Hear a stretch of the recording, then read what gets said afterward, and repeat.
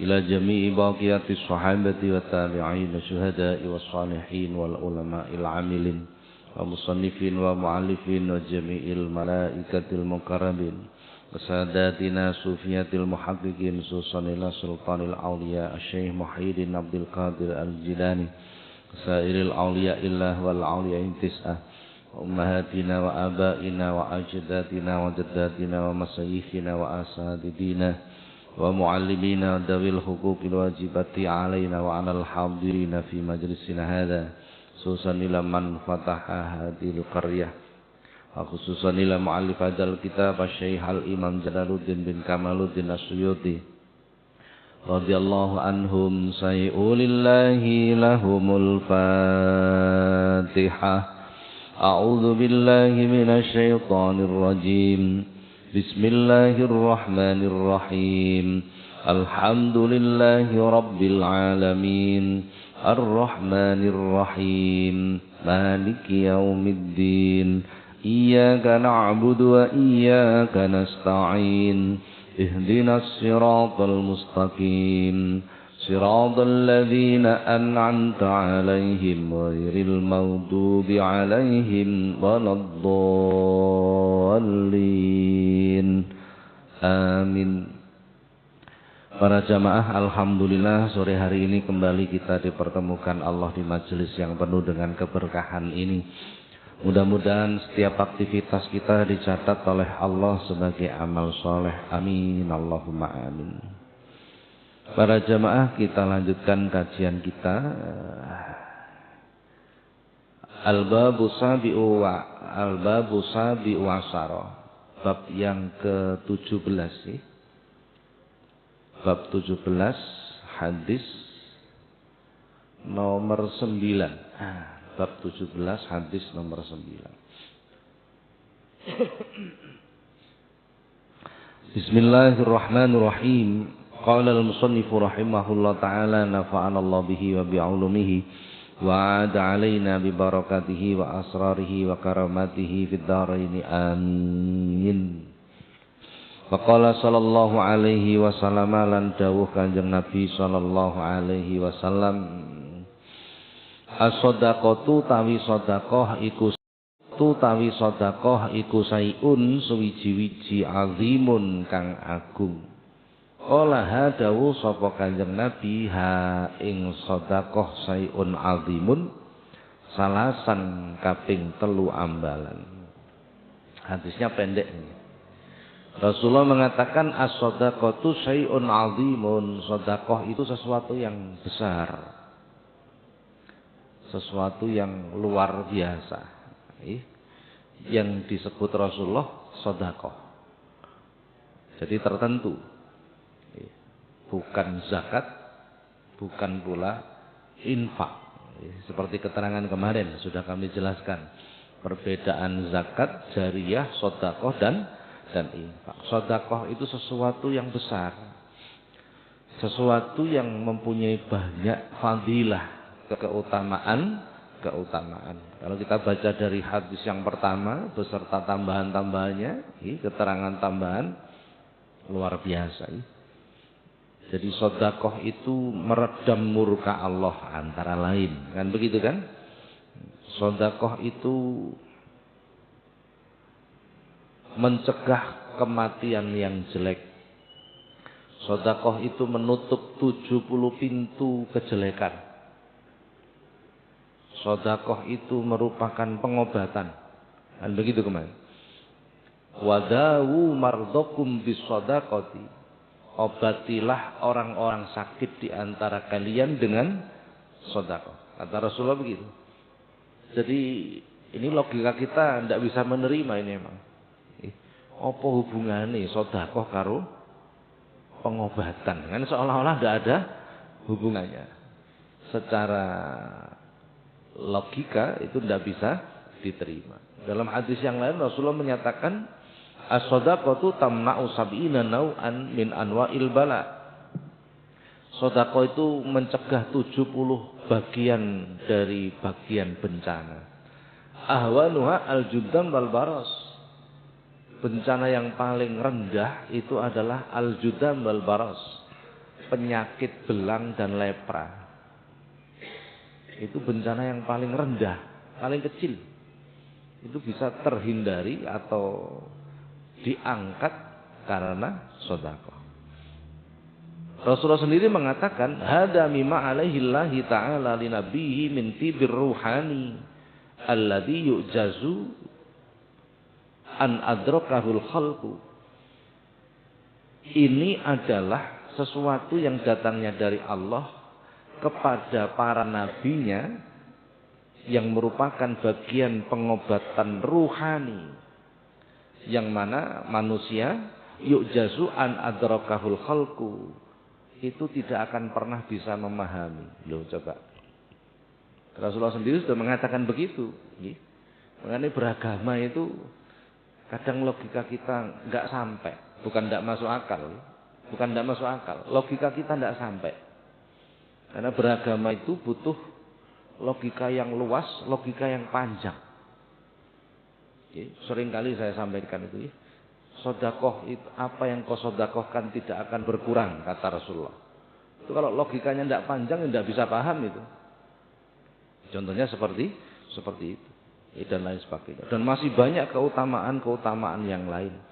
Sehingga Rasulullah mengatakan sodakoh tu sayun azimun, sesuatu yang agung, sesuatu yang besar.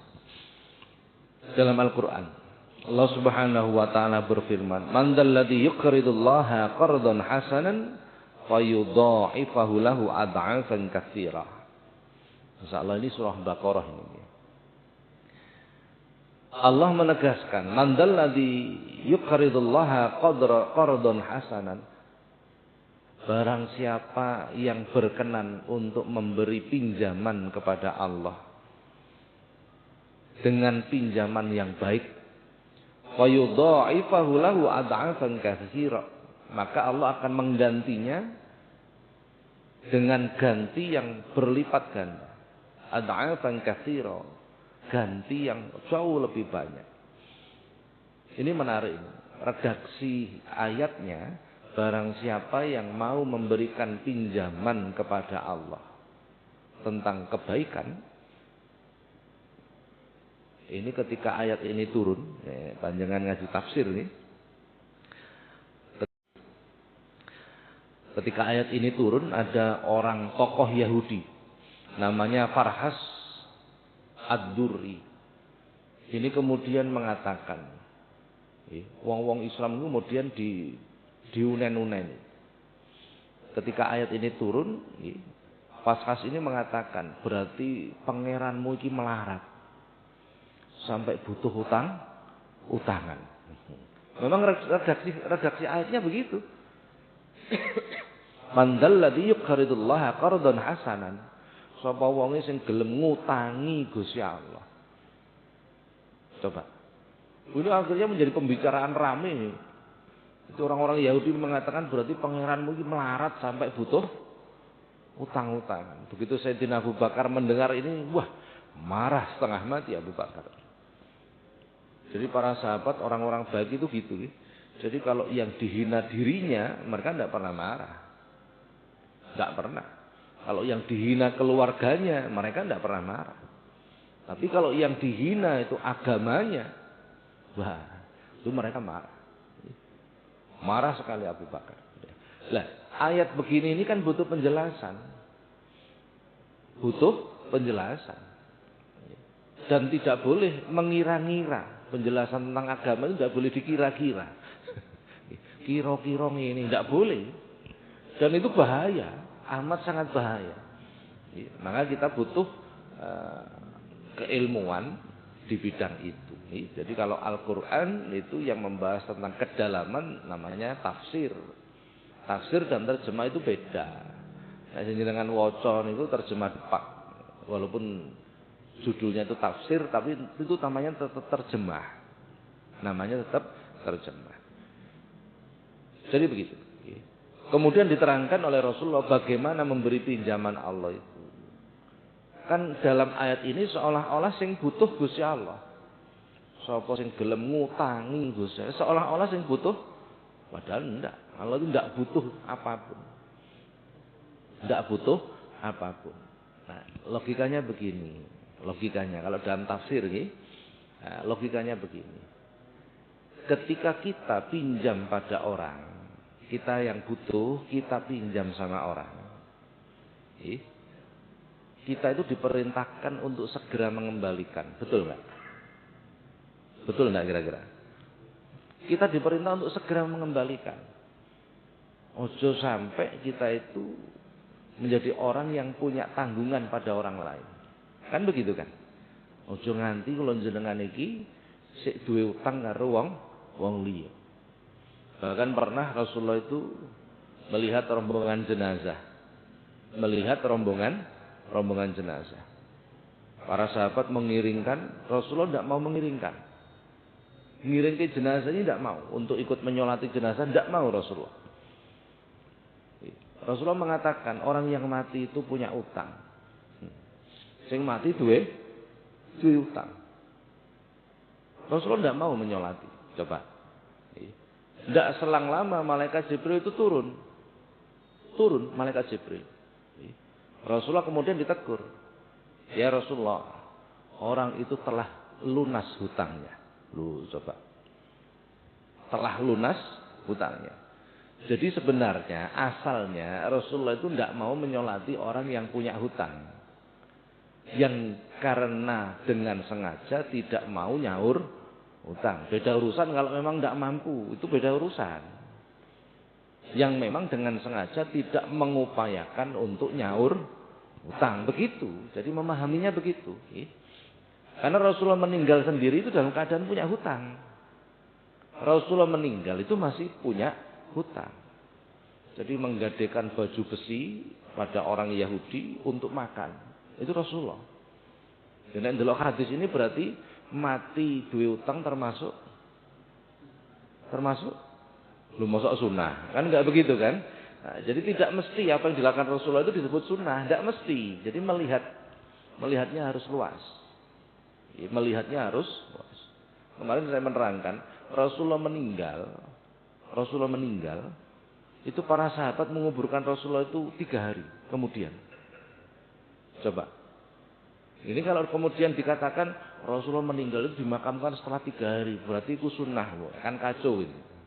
Kan tidak begitu juga. Tidak begitu. Ada sebab. Tidak begitu. Ada sebab-sebabnya. Sudah. Baik. Ketika kita diperintahkan oleh Allah. Nah, saya terangkan dulu tadi hadis ini. Jadi ketika Rasulullah melihat rombongan. Rasulullah tidak mau ikut menyolati. Tidak mau. Karena orang ini punya hutang. Malaikat Jibril kemudian turun. Memberitahukan pada Rasulullah bahwa utang orang itu telah dilunasi oleh Allah. Coba bayangkan. Yang ngelunasi Allah. Yang ngelunasi Allah. Maka Rasulullah mengatakan. Apa sebab Allah melunasi hutangnya? Karena orang itu istiqomah membaca surah Al-Ikhlas ketika sholat. Coba. Membaca surah apa? Al-Ikhlas ketika tidak main-main ternyata. Iki ojo ditiru. Sampai diutang terus membayar nganggo. Ojo ditiru. Enggak begitu maksudnya. Jadi memang dia tidak mampu. Betul-betul tidak mampu. Tapi dari keistiqomahan itu kemudian Allah ngelunasi hutangnya. Akhirnya Rasulullah ikut menyolati itu. Jadi asalnya Rasulullah itu tidak mau mengikuti menyolati orang yang punya hutang. Asalnya begitu. Karena ada sebab tertentu dan sudah lunas, maka beliau mau menyolati. Baik. Ketika kita punya hutang, kita diperintahkan untuk segera nyaur hutang. Kita kembangkan sekarang. Dalam ayat ini barang siapa yang gelem ngutangi Gusti Allah, Allah akan menggantikan. Pertanyaannya, apakah Allah butuh? Pasti tidak butuh. Seandainya kita memberi hutang kepada Allah, artinya apa itu? Artinya apa itu? Itu kan majazi. Majazi itu bukan makna hakiki, bukan makna sebenarnya. Artinya kalau orang berhutang itu pasti mengembalikan, kan begitu kan? Nah, seolah-olah kita memberikan hutang kepada Allah. Kalau kita diperintahkan segera nyaur hutang, apalagi Gusti Allah. Kira-kira lebih cepat atau tidak? Nyaur hutang. Allah itu Al-Ghani, zat yang maha kaya. Kalau kita diperintahkan segera nyaur hutang, apalagi Allah. Jenengan ngutangi saiki, yo saiki disaur. Kira-kira begitulah. Kira-kira begitu. Karena Allah Maha Kaya dan kita diperintahkan untuk segera nyaur utang. Kita diperintahkan memuliakan tamu, kan begitu kan? Man kana yu'minu billahi wal yaumil akhir falyukrim dhaifahu. Kalau kita diperintahkan memuliakan tamu dan memuliakan tamu itu terhubung dengan iman loh. Coba enggak main-main. Barang siapa yang iman kepada Allah dan hari akhir maka muliakan tamu. Mafhum mukhalafahnya, orang yang tidak memuliakan tamu itu artinya keimanannya kepada Allah dan hari akhir perlu dipertanyakan. Enggak main-main ini. Seolah-olah remeh. Seolah-olah remeh. Gitu, memuliakan tamu. Kalau kita saja diperintahkan memuliakan tamu, bagaimana kalau kita bertamu kepada Allah? Pasti Allah lebih memuliakan. Nah, begitu pemahamannya. Pemahamannya seperti itu. Jadi kalau memberikan materi manasik itu biasanya saya selalu ngomong, Anda itu calon tamunya Allah, ndak main-main. Ndak main-main.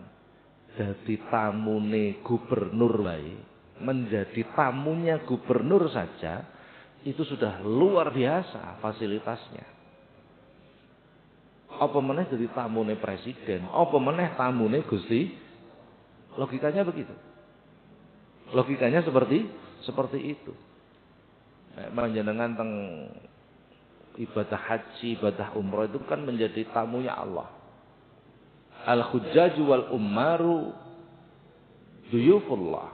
Orang-orang yang melakukan ibadah haji, ibadah umroh itu menjadi tamunya Allah. Panjenengan tawaf ketika mengucapkan bismillahi Allahu akbar itu sebenarnya Allah menyalami kita. Disalami Gusti Allah. Allah memuliakan kita. Luar biasa, tidak main-main. Ya, masalahnya kita itu terjebak pada sesuatu yang bersifat dohiriyah. Sehingga hati kita tidak merasa bahwa kita menjadi tamunya. Rata-rata sudah. Wong ibadah haji, ibadah umroh ketika tawaf itu yang dipikir itu bukan menjadi tamu Allah. Tapi ndelok wong semono keane bingung piye. Wong semono keane bingung piye carane supaya aman, kan begitu. Sehingga hati kita tidak lagi hadir menghadap kepada Allah. Sudah rata-rata begitu. Rata-rata seperti itu. Sudah. Jadi kalau kita diperintahkan untuk memuliakan tamu, Allah pasti lebih memuliakan kita. Kalau kita diperintahkan untuk segera nyaur utang, apalagi Allah. Pasti akan segera. Maka orang yang bersedekah itu dipastikan sudah akan segera mendapatkan balasan dari Allah. Wa yudha'ifahu lahu ad'afan katsira, maka Allah akan mengembalikan dengan lipatan yang jauh lebih banyak. Nun sewu ngeten. Panjenengan nek utang wong butuh banget, karena butuh bayar sekolah anak umpamane utang wong 5 juta. Janji 2 bulan. Janji 2 bulan. Kok duit oleh seminggu duit segera kembalikan. Segera kembalikan. Yang terbaik ketika mengembalikan kasih hadiah. Kasih hadiah. Itu terbaik. Itu namanya bisa menghargai jasa orang lain. Sing penting sing ngutangi gak njaluk. Ini beda. Yo tak sili, piro butuhmu? 5 juta, Cak. Kapan balik? Yo 2 wulan lah, ya wis. Tapi engko nek nyaur utang aku yo gawakno pelem 2 keranjang. Itu riba itu. Itu riba itu. Jadi nek sing njaluk, sing ngutangi itu namanya riba. Tapi kalau yang utang mengembalikan, memberi hadiah, itu namanya berakhlak. Itu namanya berakhlak. Karena bisa berterima kasih pada orang. Malam yaskurin nas, lam yaskurillah. Barang siapa yang tidak bisa berterima kasih pada manusia, maka dia tidak akan bisa berterima kasih kepada Allah. Nek jenengan utang, nyaur utang niku nggawa hadiah. Utang 5 juta. Cak matur suwun ya. Wingi sampean tulungi akhirnya iso bayar sekolah anak-anakku. Iya, padha-padha. Iki ana hadiah. Apa kok hadiah barang? Tak tukokno sepeda motor anyar. Boleh enggak? Boleh. Dan itu berakhlak. Luwih gede hadiahnya timbang utangnya. Ini contoh saja, contoh saja. Memang begitu memang. Memang begitu. Sing penting sing ngutangi orang njaluk. Nek njaluk menjadi riba. Ini yang paling sering dilakukan orang. Jadi nek ana wong ngutangi wong, kemudian dia merasa telah berjasa dan memanfaatkan. Itu sudah riba. Ana wong ngutang sampean 20 juta. Kapan mau balekno? Ya kaya waktu sing rada dawa lah, Cak. 6 bulan. Ya wis gak apa-apa. Karena merasa kita berjasa pada orang, kemudian kita memanfaatkan orang itu, ditelepon. Aku nyilih mobilmu ya, aku ono perlu nih. Hati-hati, itu bisa menjadi riba. Karena memanfaatkan jasa kita. Itu bisa menjadi riba. Jadi nek wis kita berjasa pada orang lain sudah, jangan memanfaatkan orang itu. Jangan memanfaatkan orang itu. Omane kok terus sampean muni. Ya tak utangi. Oleh 2 minggu ternyata garapane koncone sampean rame. Ya porek jare pekerjaane akeh. Iya alhamdulillah. Aku yo kek ono garapan. Hati-hati, itu bisa menjadi riba. Itu bisa menjadi riba. Saya enggak mengatakan pasti riba loh ya. Enggak mengatakan begitu. Itu bisa menjadi riba. Jadi, maka orang yang memberikan sedekah kepada orang lain itu sama halnya ngutangi Gusti Allah dengan kebaikan. Maka pasti Allah akan segera mengembalikan. Pasti itu. Allah akan segera mengembalikan. Dengan bentuk apa? Bentuk yang terbaik bagi kita. Dan Allah lebih tahu tentang apa yang terbaik bagi kita. Makanya disebut syai'un azimun, sesuatu yang besar. Hadis yang lain Rasulullah menyampaikan, "Ma naqasat shadaqatun min malin wa ma zadallahu 'abdan bi'afin illa 'izan wa ma tawaddu'a ahadan lillahi illa rafa'ahullah." Tidaklah berkurang sedekah dari hartamu. Jelas. Sedekah yang kita keluarkan dari harta kita itu tidak sedikit pun mengurangi harta kita. Tidak sedikit pun. Walaupun koyo-koyo berkurang, tapi sebenarnya tidak. Duit 50.000, sedekahne 30.000, ya kurang Pak, kali 20.000 betul. Itu uang yang kita pegang, tetapi nilainya justru akan bertambah. Wa ma zadallahu 'abdan bi'afin illa izan. Dan ketika seseorang itu memberi maaf, tidaklah dia menjadi hina, melainkan akan bertambah kemuliaannya. Orang yang memberi maaf orang lain, nyepuro wong liya, itu justru akan diangkat menjadi orang yang mulia. Wa ma tawaddu'a ahadan lillah illa rafa'ahullah. Dan ketika seseorang itu mempunyai sifat tawadhu, maka derajatnya akan ditinggikan oleh Allah. Wong tawadhu itu tidak berarti rendah. Tetapi orang tawadhu itu justru dimuliakan oleh Allah. Angel, tawadhu niku angel. Tawadhu itu rendah hati dan merasa butuh. Al-istislamu lil haqqi wa tarkul i'radhi anil hukmi. Itu tawadhu. Menerima kebenaran dan tidak berpaling dari agama Allah, dari hukum-hukum Allah. Itu tawadhu. Lah nek definisine mawon kula jenengan gak ngerti, bagaimana mungkin kita bisa melakukan? Gitu? Pasti tidak bisa. Lah lawan kata tawadhu itu takabur. Takabur itu kalau dimaknai sombong sebenarnya tidak tepat. Takabur itu batorul haqqi wa ghamtun nas. Menolak kebenaran dan meremehkan orang lain. Ringkese takabur niku angel tuturane. Niku ringkes pun. Wong kok angel tuturane, itu berarti apa? Takabur. Lah orang tawadhu itu butuh dengan kebenaran. Butuh dengan kebenaran. Luar biasa, betul. Jiwa yang tawadhu itu jiwa yang menomorsatukan sesuatu yang benar. Apapun, dari manapun datangnya kebenaran.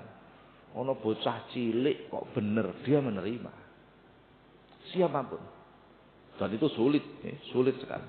Nah, orang-orang yang punya jiwa tawadhu itu akan diangkat derajatnya oleh Allah. Sudah. Hadis yang lain. Wah, banyak menerangkan sedekah itu nih. Rasulullah mengatakan tasaddaqu fa inna shadaqata fakakakum minan nar.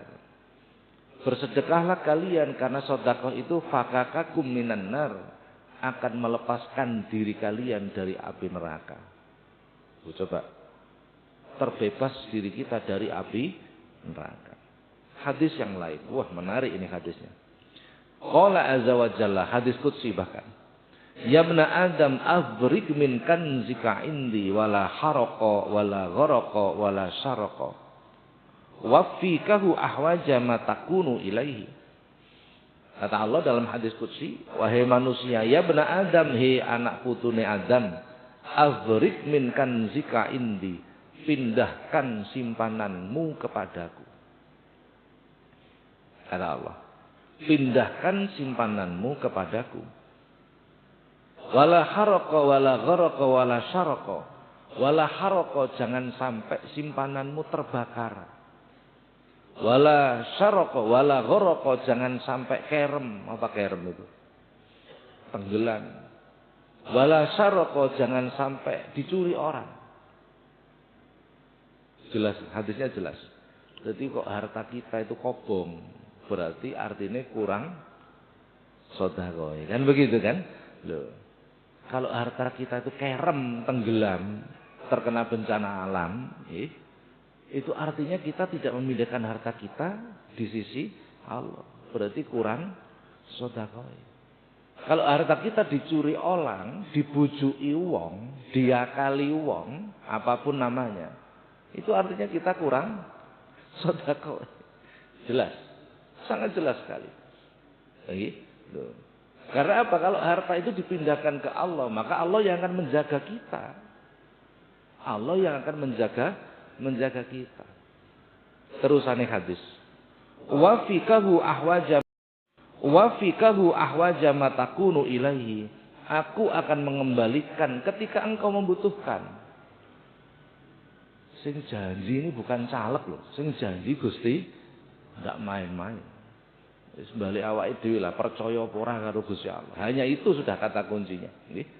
Aku akan mengembalikan ketika kamu butuh. Ini menyenangkan sekali. Jenengan sedekah 50.000, bilalah butuh nyunatno anak.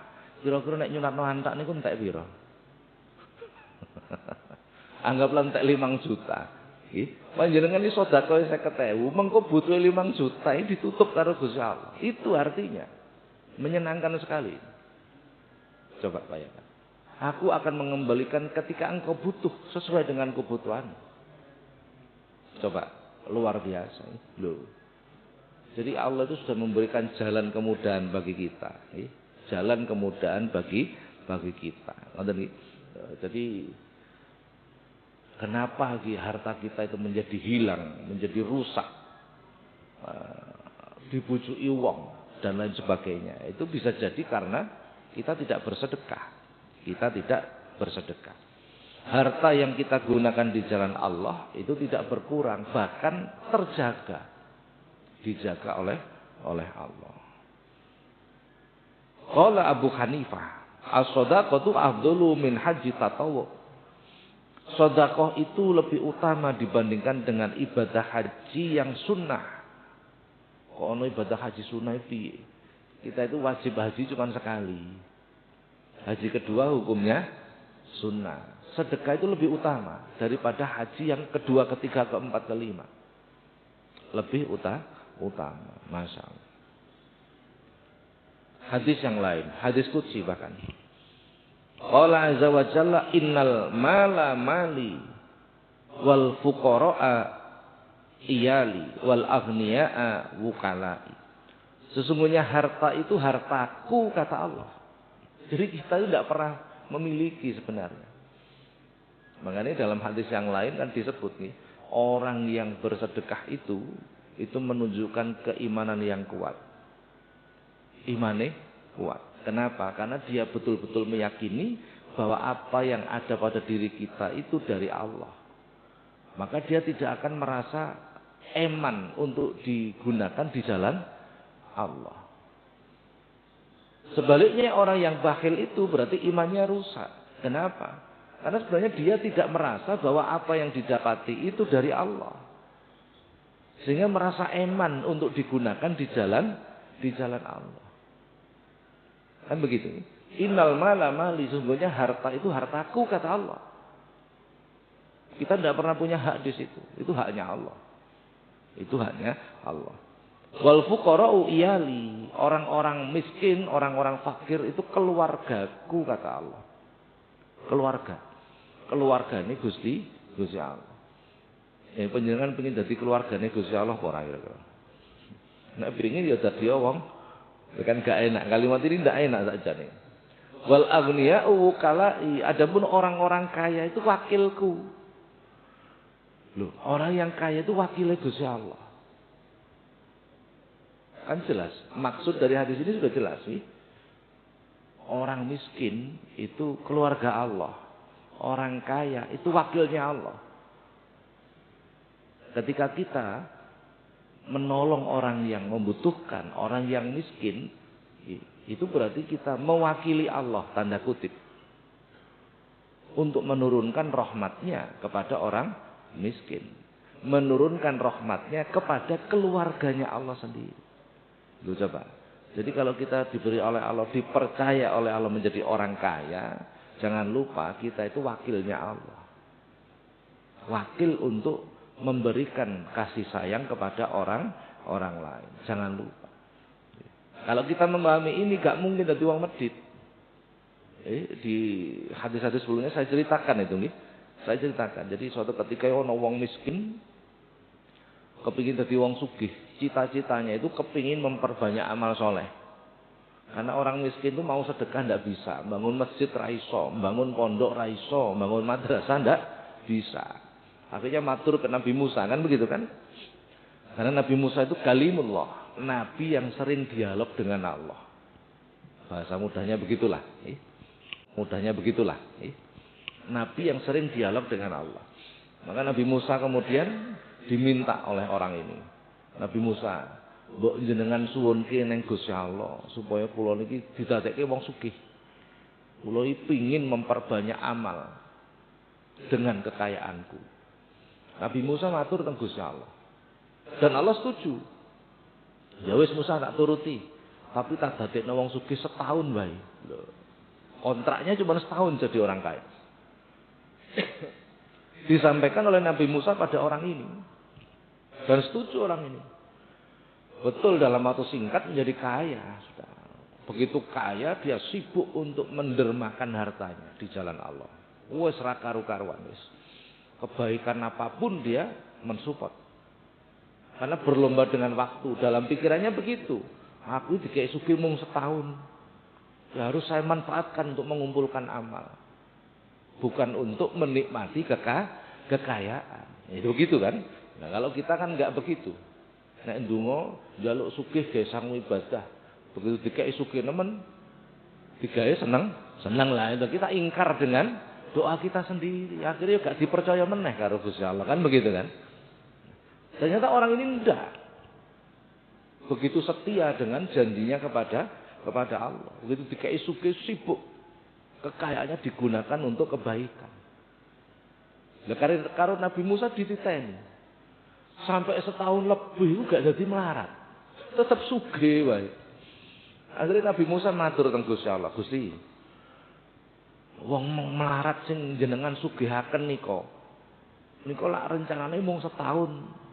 Lah niki kok setahun luwih tetep sugih mawon niki dos pundi?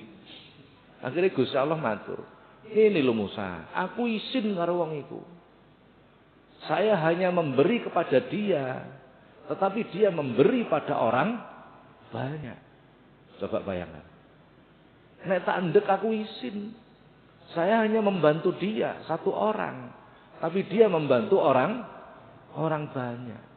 Lah nek tak ndek lah ya kebacut no aku. Mau kira kaya terus orang ini. Jadi tiba-tiba Gusti Allah itu juga mengenal pasal amandemen. Apa amandemen? Dan itu haknya Gusti Allah. Jadi seperti itu. Jadi orang yang ahli sedekah itu ternyata ketentuan takdir itu bisa berubah karena itu. Ketetapan takdir itu bisa berubah karena sedekah. Siapa yang merubah? Ya tetap Allah sendiri, bukan kita. Tetap Allah sendiri. Loh coba. Ini sampai ada hadis menyebut sedekah itu termasuk tolak bala. Jadi ketetapan takdir Allah yang berupa bencana yang harusnya turun pada diri kita karena sedekah itu tertolak. Begitu kuat energi sedekah itu. Tapi dengan catatan dari sesuatu yang halal, sesuatu yang haram ya ora. Benaru aulabihi, sedekah dari sesuatu yang haram itu lebih dipercepat masuk neraka, lebih dipercepat untuk mendapatkan siksanya Allah. Ada nih. Sampun para jamaah sampai sini dulu dapat satu hadis ini tentang as-shadaqatu syai'un 'azimun. Barangkali ada pertanyaan dipersilakan. Monggo pun napa mawon.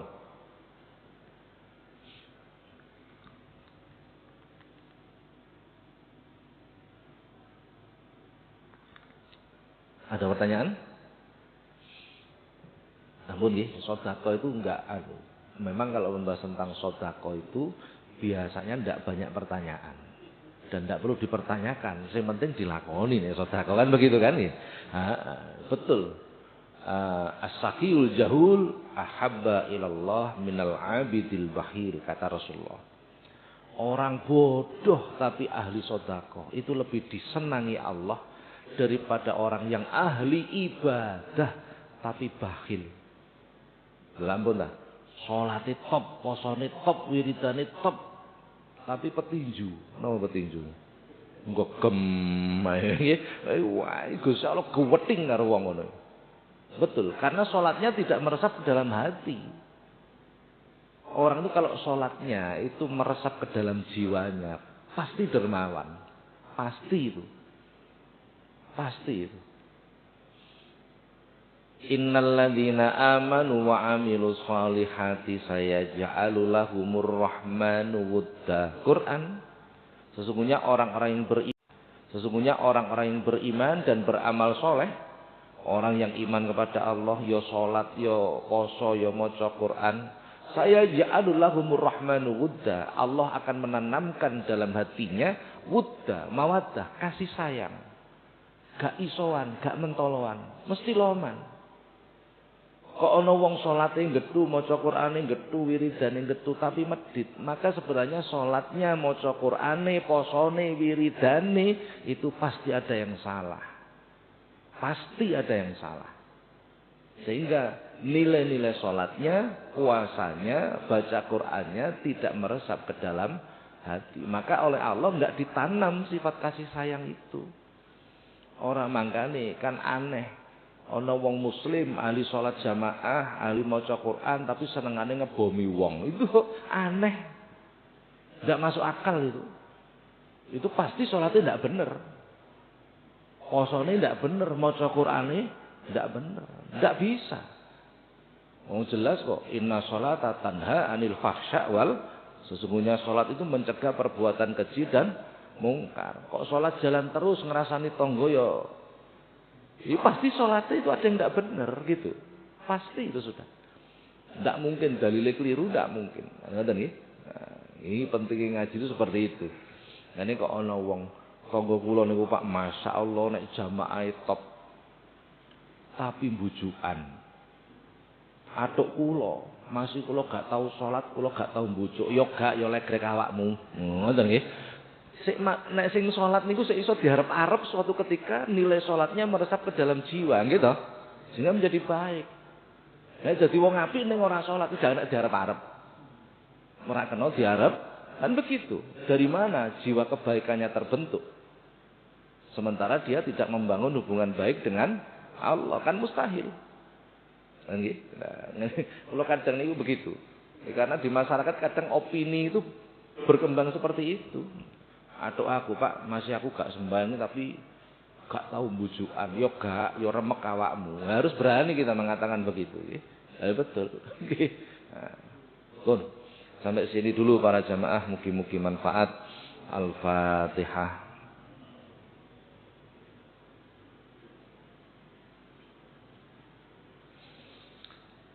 Assalamualaikum warahmatullahi wabarakatuh.